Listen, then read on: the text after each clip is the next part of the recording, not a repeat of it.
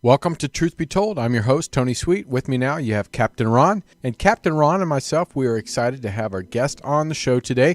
We have Dr. Bruce Maccabee, author, U.S. Navy research physicist, and UFO researcher. He has authored many books about UFOs, but his latest book, 3 Minutes in June, the UFO sighting that changed the world. It discusses Kenneth Arnold's experience of seeing multiple UFO objects near Mount Rainier in Washington. And we may touch on some other of his books, such as the book he wrote with Stanton Friedman, the FBI-CIA UFO connection. This hour is going to go by fast, so please welcome to Truth Be Told, Dr. Bruce Maccabee. Welcome to the show, everyone. I'm Captain Ron, and with me is Tony Sweet, of course. And today we are very honored to have this guest. He is a true giant in the UFO community, obviously. We all know him as Dr. Bruce Maccabee. Very happy to have him here. His latest book just came out a couple months ago, and I was so fascinated by this. I somehow had not seen it yet. And, you know, Tony, there's 1,000 books on Roswell. Right. There's 100 books on each of the other sightings. But somehow, the one that started it all, the Kenneth Arnold one, that's what started the term flying saucers, because he described them as flying saucers. That kicked off the whole thing. There's not much on that one.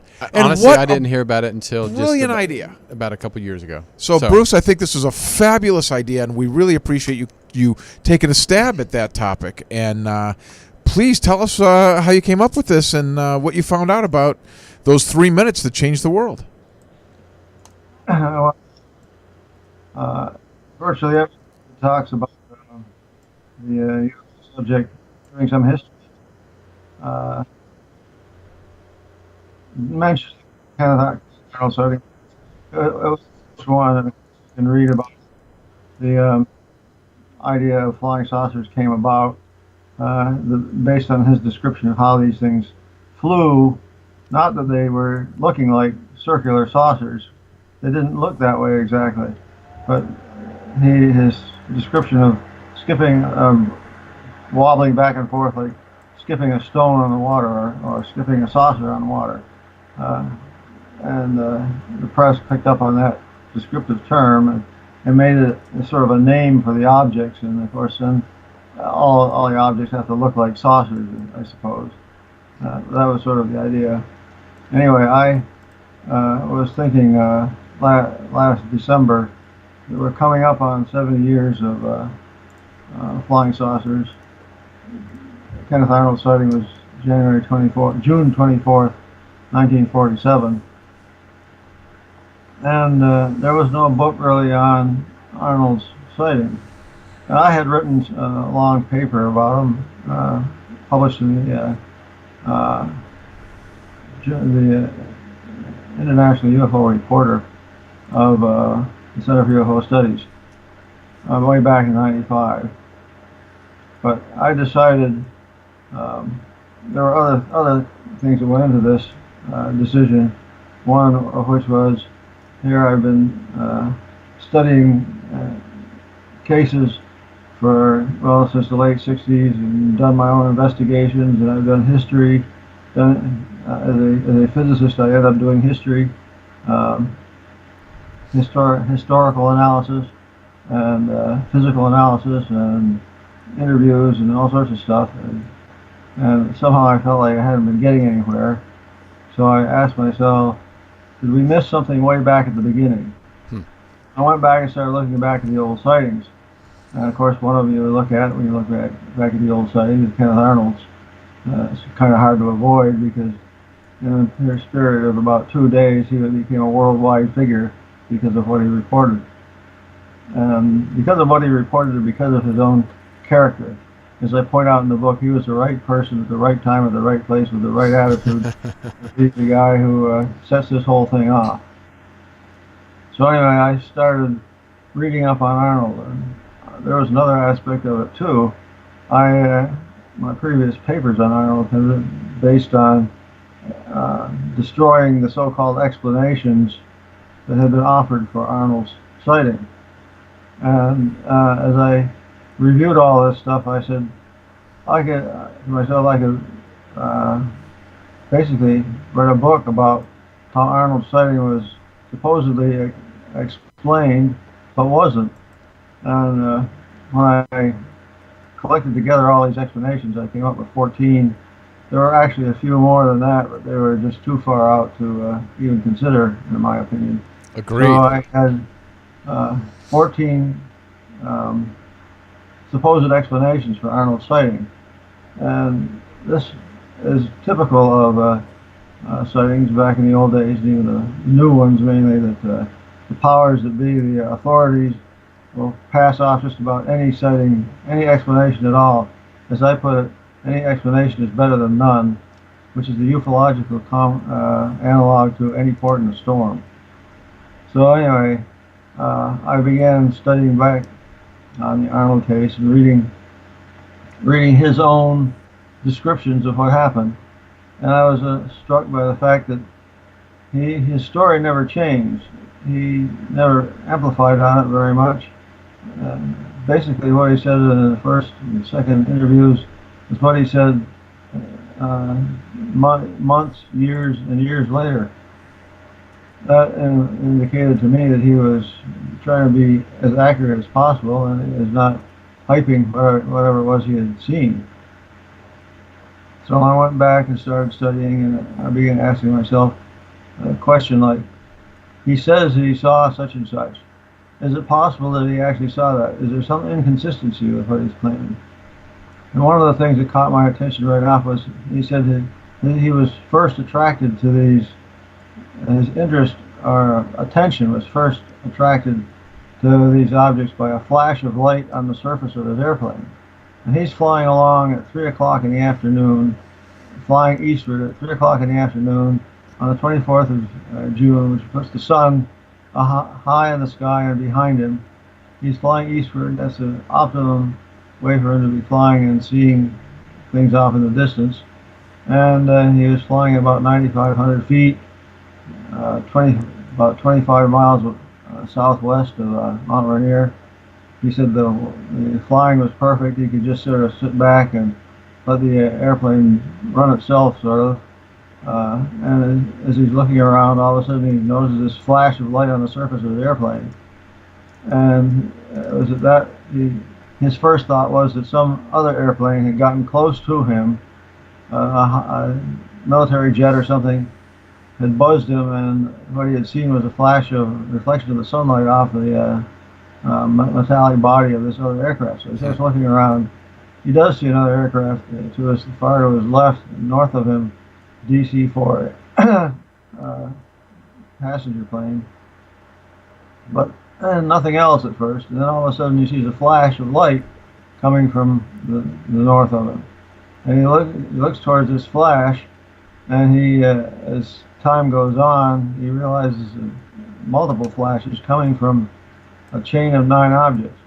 Now, before I continue with the story, let me say that I was immediately interested in saying that what caught his attention was not that he was looking directly northward and saw the flashes directly into his eye, but rather he said the light, he noticed a sudden increase in brightness, a flash of light on the surface of his aircraft. And I'm thinking to myself, as an optical physicist and somebody who studied atmospheric physics and so on, here the sun is up above him, shining down, skylight from general atmospheric skylight and environmental light is already on his airplane.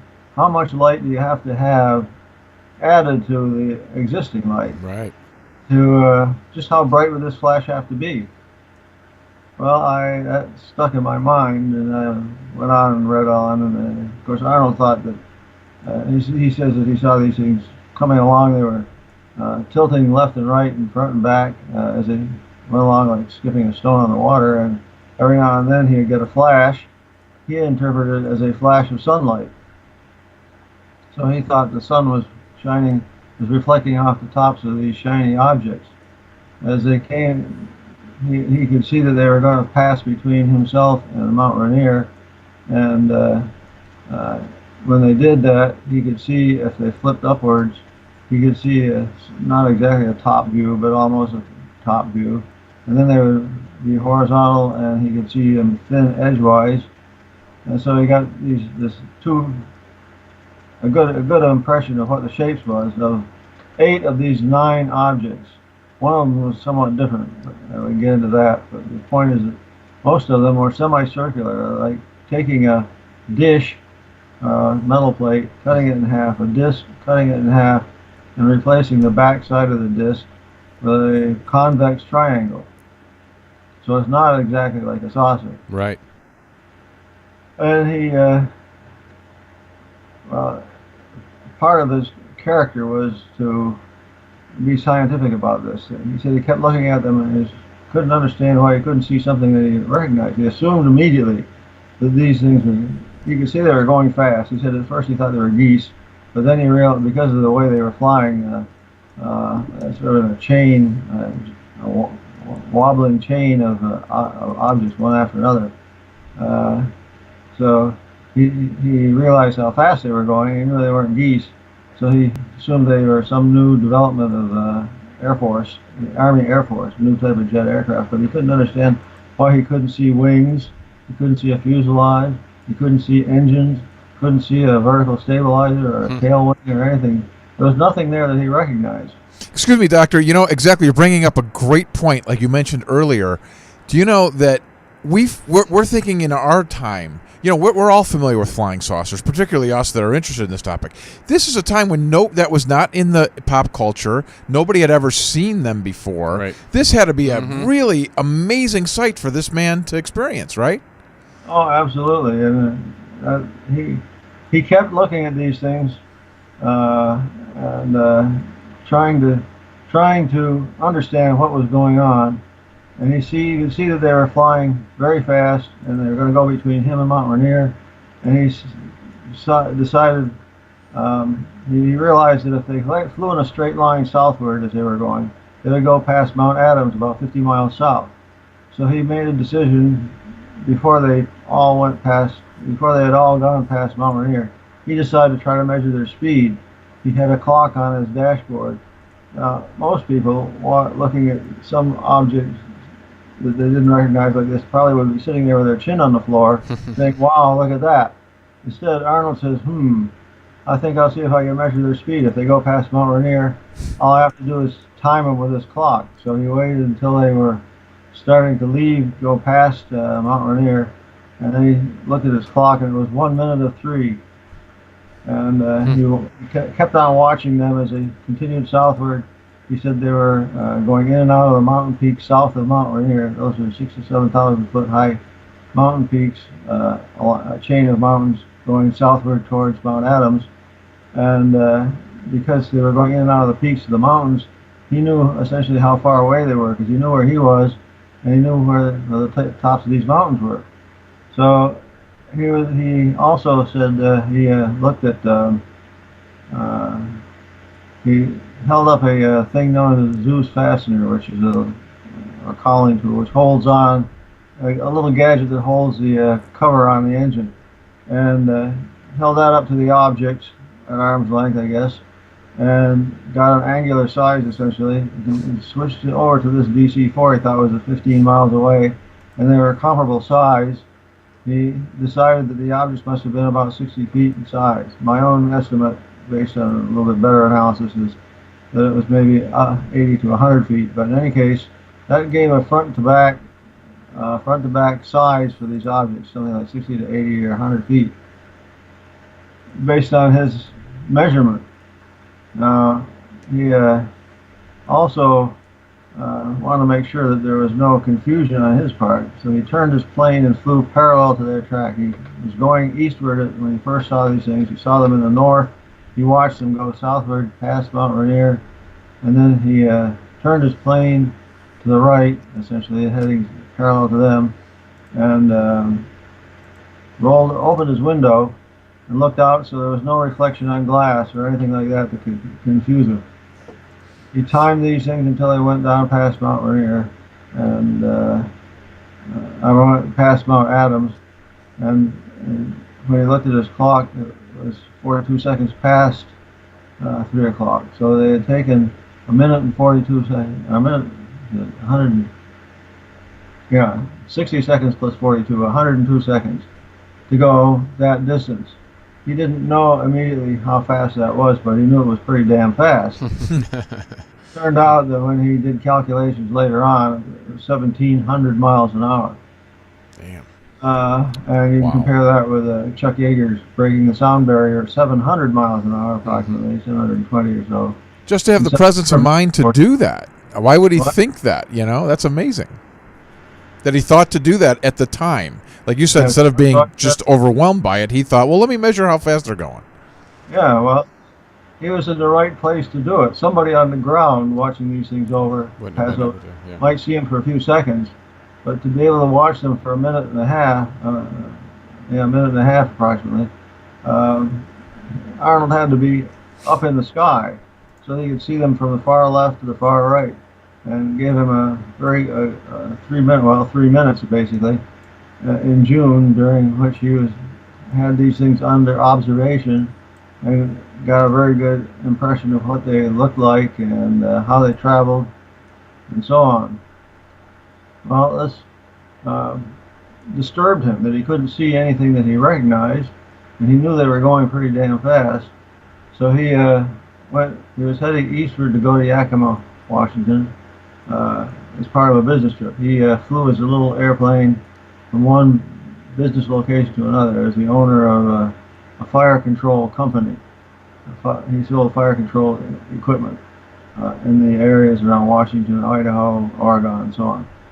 So he went to Yakima, Washington. This is a planned trip. He went there, and when he landed, he told some of his pilot buddies, and they tried to do an initial estimate of what the speed was, and it was coming out pretty high. And Arnold thought his calculation of 1,700 miles per hour was probably too great. He figured he couldn't believe it himself, so he rounded it down to 1,200, and that was still faster than Chuck Yeager would get in a jet aircraft in September of that year. Anyway, he made quite a splash, you might say, with the other pilots at the airport, and then he took off and went to Pendleton, Oregon, in order to do some more business the next day. And turns out that his pilot buddies had called up the press, and there were some press people interested in his story when he went to Pendleton. And they discussed what was going on, and he wrote in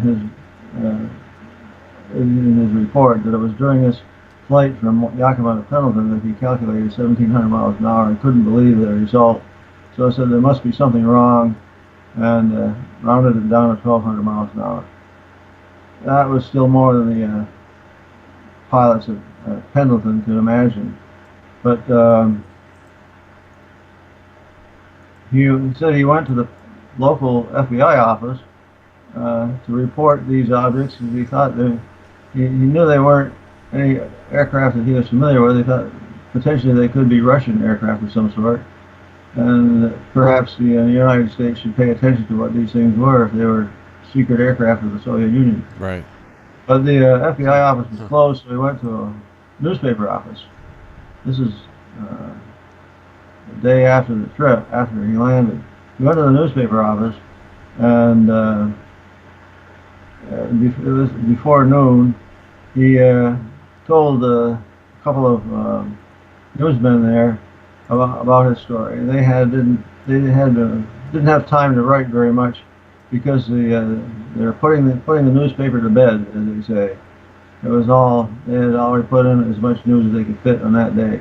So anyway, a very brief report appeared in the newspaper a day after the sighting itself. And then when this got around the newspaper, with other news media being interested, and in particular a radio station that interviewed him on the 26th of June, then the word got around that somebody had seen some strange aircraft that were flying at a tremendous speed. Now, because of who Arnold was, he was a successful businessman, a pilot, not known to be a joker or telling tall tales or anything like that. What he said was taken as, well, I don't know whether I believe that or not, but I don't think Arnold was lying. Right. They gave him the benefit of the doubt, you might say. And because of that, and because of the speed calculation he had done, this information went around the world literally. And the newspaper that was the first newspaper to publish a story on it in Oregon got calls from all over the world wanting to know about these new high-speed aircraft. And Arnold himself said that he had a hard time getting to bed that night because he kept getting phone calls from places. And he decided the only person who was sane was himself. Anyway, that's how this got started. And it was in one of the in-depth interviews with the reporters that some reporter, nobody, over the years people have wondered who made up the term flying saucer as a identification term for these objects. And apparently nobody's been able to find out, but there was no doubt some reporter because there were several newspaper articles that talked about objects flying as if they were saucers skipping on water. And it's not much of a leap to go from that to calling them flying saucers. Dr. Maccabee, can I ask you a question? Mm-hmm. Do you think, with what we know now about our past, and you being in the military too, do you think that we had the capability, the human beings had the capability of creating a craft that could travel at that rate? At that time? At that time? Well, they were pushing the technology on jet aircraft. The Germans were ahead of us during the Second World War. Right. In the jet aircraft. And they were getting 300 or 400 miles an hour, I guess. And now we're talking about 1947, a couple of years after the war ended. And we had built on the German technology somewhat, and we're pushing our faster and faster jets. Of course, nowadays you can get a couple of thousand miles an hour out of a well-designed type of jet aircraft. So one thing that bothered Arnold, though, about the way these things were going in and out of the mountain peaks was they were making very sharp turns. And he said one of the things he said within a few days of his report was he began to wonder whether there were human beings in it, because he said a typical human being inside of one of these objects with its high G turns might make it impossible for a human being to live. That was his impression based on these abrupt maneuvers of these objects flipping and flashing each head and curving in and out of mountain peaks. Mm-hmm. Well, anyway, he in writing the book, I have put in the book 4 widely separated recitations given by Arnold of his sighting. The first recitation is in the appendix, which was the first radio interview. Mm-hmm. And then I did what I call analytic history, or historical analysis, of 2 versions. He wrote to the Air Force in early July. He wrote to the Air Force. They asked him to write a report on his sighting. So he wrote a very in-depth report, which I take apart piece by piece. And in the book, The Coming of the Saucers, he wrote the first chapter, which is describes his sighting. And I take that apart piece by piece. And so I've got 2 versions, one in July of 1947 and the other in the book, which was published in 1952. 2 versions that I run side by side in the book and cut it into pieces. Historical analysis or analytic history. I cut the description, the history, into chunks and analyze each one separately and see if there's consistency going on. So you get 2 versions that are chopped into pieces for analysis. And then there's also, in the appendix, a version of him giving a talk at the 1977 Fate magazine UFO conference in Chicago. where he was his last UFO conference, the last time that he publicly described his sighting. So you can compare these things that are days to weeks to months, years apart, and see what if anything changed. Not much changed, which means to me that he could have taken advantage of this whole thing. And by the way, as one of his 4 daughters told me that he was offered $50,000 by a major publishing company to write a story, and he was willing to do it. And then until he read in part of the contract that they had the right to fictionalize part of it as if necessary to make it interesting or whatever. And he wouldn't have any part of fiction. He wanted the factual stuff going on. He was the first UFO investigator. He investigated himself as the sighting itself was happening. He kept looking at these objects, and he'd look away and look back, and he said, like he said, a person in an airplane like that can look at some object many times in a short period of time, get many observations, you might say. He was perfectly. He was confident that he hadn't misidentified things. When the reaction started to set in, and the press began to offer explanations for what was seen, he argued against these by saying he had plenty of time to examine them. The 14 explanations that were offered over a period of years are perfect examples of the debunker attempts to explain things away. So the first explanation was offered by Arnold himself. Mm-hmm. He was looking at advanced Air Force aircraft. The second explanation was similar to that, but he thought they might have been Soviet aircraft. Then explanations after that relied on things other than aircraft observations. Although J. Allen Hynek, who was the Project Blue Book astronomy analyst, and he was an astronomer at Northwestern University, he was hired by the Air Force Project Blue Book, or Project Sign, I should say, in early 1948 to analyze sightings that he was primarily there to explain astronomical sightings that could be astronomical events like meteors and planets and stars and stuff like that. But he nevertheless tackled the Kenneth Arnold sighting. Essentially, he couldn't believe.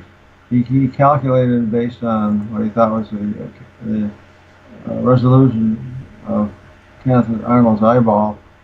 Hynek calculated based on that that these things were 2,000 feet long, and he couldn't accept the idea of 2,000 feet long objects traveling at 1,200 miles an hour.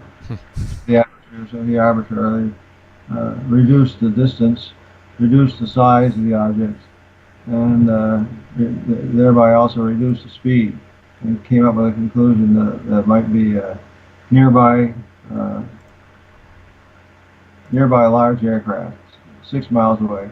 Instead of being objects like about 60 to 100 feet in size at a distance of 20-some miles, there were objects that were maybe that size, but at 6 miles. And that cut down the speed and everything. All right, Hynek was happy with that explanation, but nobody else was, I guess. If you look in the Project Blue Book file, the Project Blue Book table of contents at the beginning of the file, you can find all the cases listed, all 13,000 that they investigated, and of those 13,000, about 700 were left unexplained. Arnold's was not one of the unexplained ones. Arnold's was listed there as being a mirage that had been an explanation proposed by a newsman at one time, that Arnold saw a mirage of the mountaintops. Well, here's an example of the stretch of imagination that you have to go to accept some explanations. A mountaintop mirage is a real thing. If you're at an altitude comparable to the top of the mountain, and you look at the top of the mountain, you see the top of the mountain. But up above the top of the mountain, you may see a wispy image, which is actually an image of the top of the mountain, but flipped upside down. And these little images above the mountain are called the mountaintop mirages. Mirage is like the reverse sort of thing when you're driving along a hot road and you look way up ahead and you see the road sort of disappear into the sky. That's light from the sky being bent into your eyeballs by a temperature gradient above the road. Well, temperature gradient above the mountaintop will create a similar thing, create an image above the mountaintop. There are lots of mountaintops, so you can have lots of mirages. But the mirages of the mountaintop stays over the mountaintop, doesn't go left or right. And of course, the key thing, one of the key characteristics of these objects seen by Arnold is that they were traveling from far to the left all the way to far to the right, and so they couldn't possibly be mountaintop mirages. But that doesn't matter. The Air Force says it's a mirage, so it's a mirage. Well, I want to ask you this real quick, because just a few weeks after June 24th is when Roswell happened. Absolutely. I feel that because there are actual bodies that were discovered there, I feel like that's what really kind of put Kenneth Arnold's sightings to the back burner. But as in Roswell, there was a lot of people that the military came to them and said, don't say a word. You didn't see anything. Now, did he have military come to him or government officials come to him and threaten him or tell him to stop talking about this? Not really. They did interview him, and there's personal information on Arnold in Appendix 2, I think it is, which includes the Air Force Office of Special Investigations guy who went and talked to Arnold directly. And basically, they thought he was on the level. They couldn't find anything wrong with him. That's good. Yeah. Now, I should point out that Arnold was not the only person. Up until June 24th, 1947, there had been a number of sightings in the spring of 1947. But the reports of these earlier sightings were not made to the press, so nobody knew that there was something going on beneath the attention. Well, nobody was paying any attention, is what I'm honest with. Various people were seeing oddball things up in the sky, right? And they knew that we had all sorts of technological advances during World War II, so they didn't know, see something up there. It could be some new development of the Army or the Air Force or whatever. And they didn't tell anybody about it. They didn't want to sound like they were idiots. Arnold, remember, part of his credibility was what carried it off. If he hadn't been a credible person with experience like several thousand hours of flying time and so on, people wouldn't pay any attention to what he said. But he was dripping with credibility compared to other people, and so when his story got into the papers first appearing in the news on the 26th, it was treated seriously to some extent. Not that people totally believed that there were these objects flipping and flashing in the sun, but there must have been something there, and his speed calculation, in my opinion, is what is the reason he became internationally famous. Because he had done these experiments, you might say. Yeah, that would have got my attention too. Than just saying I saw them, but he had actual fact of speed. That's right. Yeah. He took a scientific approach to it. Right. If he had done the measurements, people would have said, "Well, so you saw something that was going fast. So what?" Right. Right. You think this might have even led to the Roswell thing for people to jump on that topic? Because it just happened. You hear this story, then all of a sudden Roswell. Hey, well, there's something. Yeah. You have to connect this up with the rest of what happened. Stuff was seen in the summer of 1946, ghost rockets in Sweden. And then during the spring of 1947, there were, as I said earlier, a number of people who had sightings of strange objects, but they didn't tell anybody. And when Arnold's story made it into the press, then all of a sudden these other people who had seen things thought, well, if somebody's interested in knowing that I saw something too. Including other people, a few people who claimed they had seen exactly the same thing. So the attention, you might say Arnold's sighting was the rock solid support for everybody else's sighting. There was a famous passenger airline pilot and co-pilot, Big Smithy, who saw what they thought was the same thing, and there was just more and more sightings reported, some old but most of them new, starting in the 25th, 26th, 27th of June into early July. By the middle of the first week of July, they were getting tens to 100 reports in a day, being reported in the newspapers. The Air Force managed to collect 27, I think it was, 20-some reports that they paid attention to during the first month of the sightings. But this was a big 1947 UFO flap that occurred. Ted Blocher wrote a book called The 1947 Wave, and which I made use of to indicate how many sightings. Like on the 24th, there were actually 19 sightings besides Kenneth Arnold, I think it was, according to people who reported after Arnold's sighting was published. One thing you can say about Arnold was he certainly wasn't a copycat, because nobody had reported such a thing before. You could then argue that other people were publicity seekers or copycats or tall tale tellers or whatever, but not Arnold himself. So you're left with Arnold's sighting. Now, I should point out that there was another guy, Fred Johnson, a prospector, who was working on the side of Mount Adams.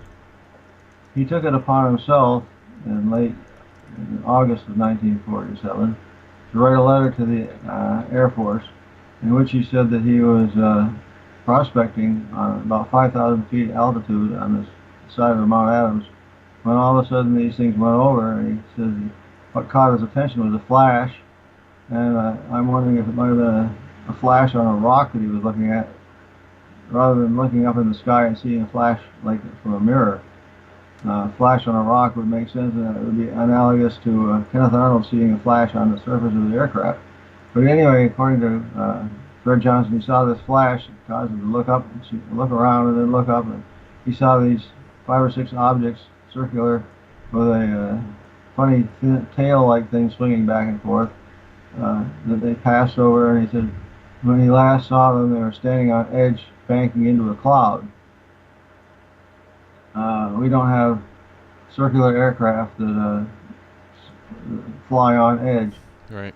Another thing, which is important, which he said was, as these things were going over, he noticed that his compass needle was wobbling back and forth.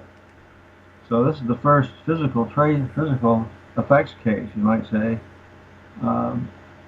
And the Air Force, in its wisdom, decided it couldn't explain Fred Johnson's sighting. Fred Johnson had written this letter to the Air Force, then the Air Force sent the FBI to interview him, and the combination of these two sources of information, and all we have on Fred Johnson, he just sort of disappeared into the nebulous realm of people who disappear. Unfortunately, I've learned a lot more, I think, from Fred Johnson if somebody had taken the time to really do an in-depth interview. But anyway, Fred Johnson's sighting is unique because it's the first unexplained sighting in the Blue Book file. Kenneth Arnold's sighting, you would think, would be the first one because it occurred a minute before Fred Johnson's sighting. And the problem is that, according to the Air Force, Kenneth Arnold's sighting was explained as a mirage, therefore it's not the first unexplained sighting. Right. It's not an unexplained sighting. It's an explained sighting, right. Fred Johnson gets the honor of being the first unexplained sighting in the Project Blue Book file. So why do you think 1947? I know it's a few years after World War II. Why do you think that 1947 was such a huge year and such an impact on our society when it comes to UFO sightings? Because it seems like that's where it really started moving us forward technology-wise. Nuclear weapons started becoming a thing. So why do you think 1947 was so significant in sighting? Well, it's significant because the sightings happened. Why the sightings happened in June, July of 1947, I don't know. As I said, there had been sightings beforehand, right, low level, and nobody had paid any attention. We also know that people who have tracked back over the years can pick out reports of things in the sky going back tens, hundreds, thousands of years maybe. So one answer to your question is there's been stuff going on for many years at a low level, and it wasn't until 1947 it began to be treated as something technological. And that was with Kenneth Arnold's sighting. He immediately assumed it was some sort of an aircraft, right. even though he couldn't see engines, wings, fuselage, whatever, and so on. He immediately assumed it was something technological and therefore knowable, as opposed to, say, religious visions or whatever you couldn't do anything with. Here, these flying saucer things seem to be real solid objects that Kenneth Arnold saw, measured their speed, and got an idea of their size, and so on. His report, as I said, led to other people reporting things that had happened before Arnold's sighting, but it also led to people reporting new sightings. Now, one person who didn't report, but I know about, was my grandmother. Oh, really? Huh. I didn't find out about this until the middle 60s, I guess, from my mother. When my mother found out that I was interested, I had read some books on flying saucer stuff, Flying Saucer Serious Business, and some other books that were common in the 60s. And my mother found out that I was interested in the subject and told me a story that her mother had been a witness. We don't know for sure, but based on where they were living at the time and my grandfather's illness and so on, I assume it was this 1947 wave. She was in Greenfield, Massachusetts, and out hanging up clothes on the clothesline. So she was looking up towards the sky and saw two circular shiny things side by side come zipping from the east to the west over the top of the mountain. Then all of a sudden they made a right angle turn and headed north. It made a right angle turn to the right from their point of view and headed north. Now, Grandma was not an aerodynamic physicist, but she knew that things don't make right angle turns. So she told her husband and told some other people. And according to my mother, and I interviewed my grandmother on this too, by the way, and she reported the story basically. My mother said that Grandpa was happy to have talk about these things she saw for a short time, days, until all of a sudden the reaction started, and they told Grandma to shut up. Grandma never talked about it again, probably until I interviewed her 20 years later, I suppose. Well, we have about 5 minutes left, and I want to get to a little bit farther into a few years after. Why do you feel like this particular sighting encounter really got swept under the rug when it was really significant when it came to the news headlines? Like you said, all over the world, people really knew about it then. But why do you feel that it kind of got lost? Absolutely. Well, it got lost in the big flood of sightings, and which resulted in the reaction that there was nothing going on. I believe you had a situation where all of a sudden hundreds of people, literally thousands maybe, were reporting strange objects flying through the sky, and everybody was waiting for absolute proof that one of these things is going to crash or be found somewhere. Somehow we'll have absolute proof. Now, Roswell, of course, had the potential of being the absolute proof, but the Roswell case was buried in a matter of a few hours after its announcement. Right. You know, have the newspaper story appearing in early afternoon.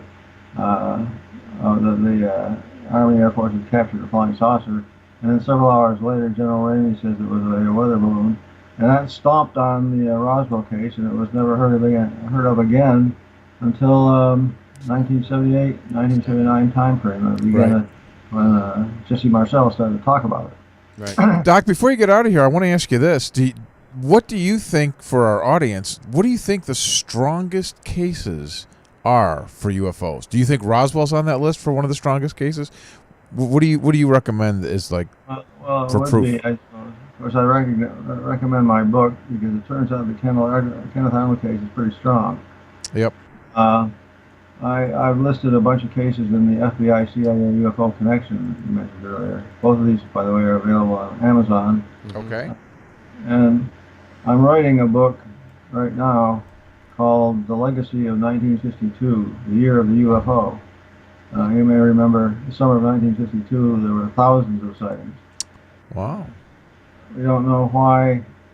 We had this big bunch of sightings in June, July of 1947. Then the sighting rate dropped off and sort of bumped up and down over the next 5 years.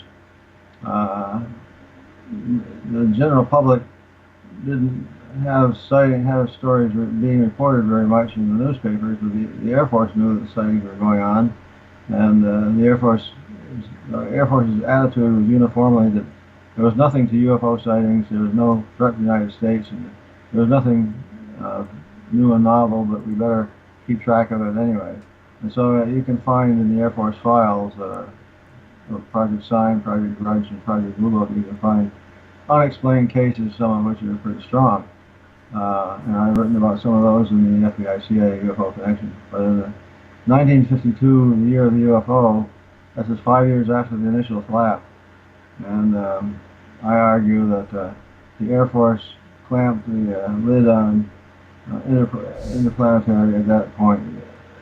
There was a big press conference held by the Air Force Intelligence General, and he had the opportunity at that point to say, yeah, there really is something going on.